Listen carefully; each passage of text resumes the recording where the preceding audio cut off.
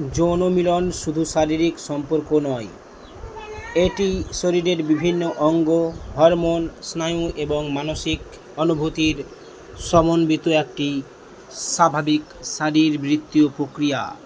কিন্তু নিরাপদ যৌন জীবনের জন্য সঠিক তথ্য জানা অত্যন্ত গুরুত্বপূর্ণ। যৌন উত্তেজনার সময় মস্তিষ্ক থেকে বিভিন্ন সিগন্যাল সারা শরীরে ছড়িয়ে পড়ে।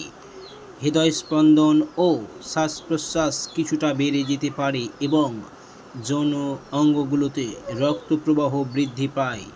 পারস্পরিক সম্মতি, স্বাচ্ছন্দ্য ও মানসিক প্রস্তুতি এখানে অত্যন্ত গুরুত্বপূর্ণ।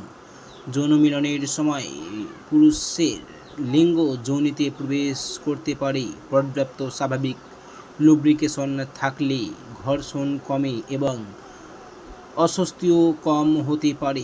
সুরক্ষিত যৌন মিলনের জন্য কন্ডোম ব্যবহার করা গুরুত্বপূর্ণ, কারণ এটি অনিচ্ছাকৃত গর্ভধারণের ঝুঁকি কমানোর পাশাপাশি অনেক যৌনবাহিত সংক্রমণ থেকে সুরক্ষা দিতে সাহায্য করে। কিছু মানুষের ক্ষেত্রে যৌন মিলনের শেষে অর্গাজম হতে পারে। এ সময়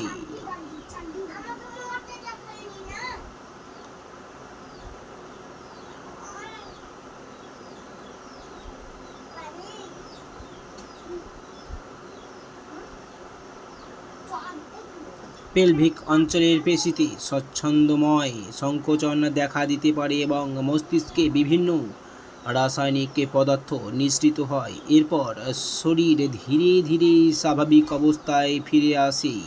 মনে রাখবেন, যৌন সম্পর্কে জোর নয়, সম্মতি সবচেয়ে গুরুত্বপূর্ণ। ব্যথা, রক্তপাত, অস্বাভাবিক স্রাব, যৌনাঙ্গে ঘা বা বারবার যৌন সমস্যার মতো লক্ষণ থাকলে চিকিৎসকের পরামর্শ নেওয়া উচিত। সঠিক জ্ঞানই নিরাপদ ও সুস্থ যৌন জীবনের প্রথম ধাপ।